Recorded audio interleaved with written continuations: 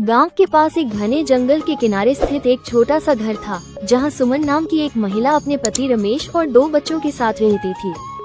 सुमन के चतुर और हिम्मती स्वभाव के चर्चे पूरे गांव में थे।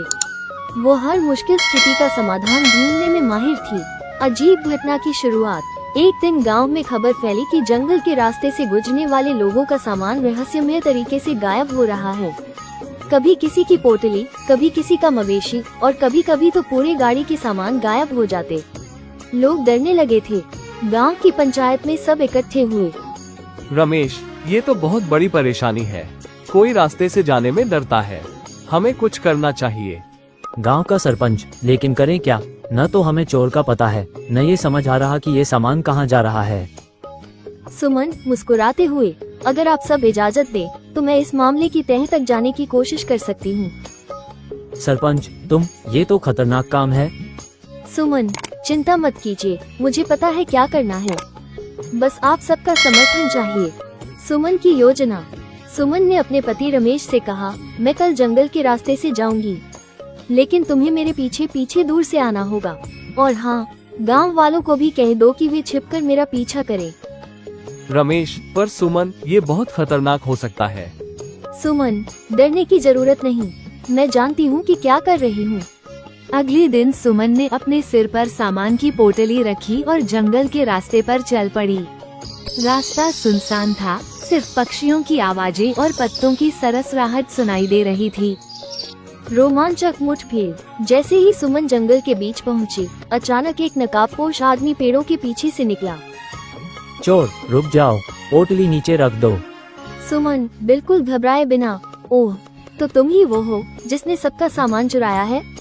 चोर हंसते हुए, बहुत होशियार बनने की कोशिश मत करो, सामान रखो और यहाँ से भाग जाओ। सुमन आश्चर्य जताते हुए, अरे इतनी जल्दी क्यों? तुम्हें ये जानने में दिलचस्पी नहीं कि मैं कौन हूँ? चोर थोड़ा परेशान, कौन हो तुम? सुमन, मैं गांव की सबसे चतुर महिला हूँ और आज मैं तुम्हें पकड़ने आई हूँ। ये सुनकर चोर हंसने लगा। चोर, पकड़ोगी? तुम अकेली और मैं यहाँ जंगल का मालिक, तुम क्या कर सकती हो? सुमन, देखते हैं, लेकिन पहले ये बताओ, तुम इस चोरी का क्या करते हो? चोर ने सोचा कि सुमन अकेली महिला है और उसे पकड़ने की ताकत किसी में नहीं, इसलिए उसने सारी बात उगल दी। चोर, मैं ये सामान पास के पुराने कुएं के पास छिपाता हूँ, वहाँ कोई नहीं आता, और जब चीजें ज्यादा हो जाती हैं, तो मैं उन्हें बेचने शहर चला जाता हूँ।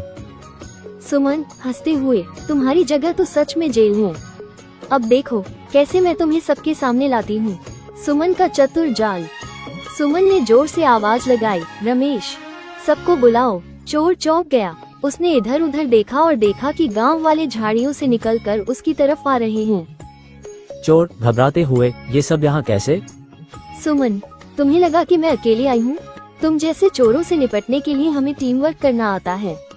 चोर भागने की कोशिश करने लगा, लेकिन गांव वालों ने उसे पकड़ लिया। सरपंच गुस्से से, तूने पूरे गांव को डरा कर रखा था, अब देख तुझे पुलिस के हवाले कैसे किया जाता है।